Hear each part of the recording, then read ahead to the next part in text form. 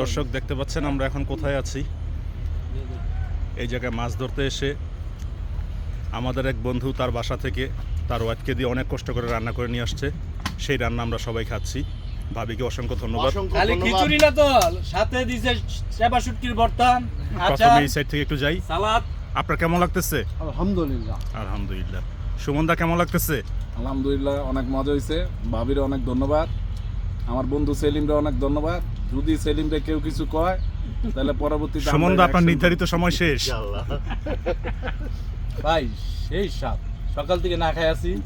এই যে আমার বন্ধু নিয়ে আসছে এখন সেলিম, ওর ওয়াইফ পাকাইছে আমাকে ভাবি, অসাধারণ। অনেক অসংখ্য ধন্যবাদ। আর সেই সাথে সাথে আচার দিছে। হযরতুল আল্লাহ, আপনারও নির্ধারিত সময় শেষ। সাগরিকা, আমার বন্ধু সেলিমের বউরে ধন্যবাদ জানাই যে এত সুন্দর করে পাক করে আমাকে খাওয়ানোর জন্য।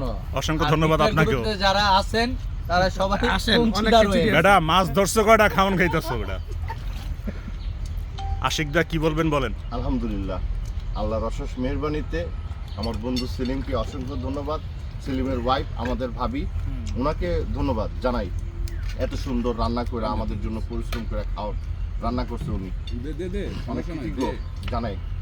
আর এই হচ্ছে আমাদের সেই কাঙ্ক্ষিত সেলিমদা। সেলিমদা কিছু বলেন সবার উদ্দেশ্যে, কেমন লাগতেছে? নিশ্চয়ই আপনার কষ্ট সার্থক, ভাবির কষ্ট সার্থক। বলেন, কিছু বলেন জাতির উদ্দেশ্যে। খাওয়ার সময় কথা কম বলাই ভালো। আচ্ছা, অসংখ্য ধন্যবাদ আপনাকে এতটুকু বলার জন্যই। দর্শক এখন খাবার খাই, বক্তৃতা দিতে গিয়ে আমি আমার খাবার হারাবো।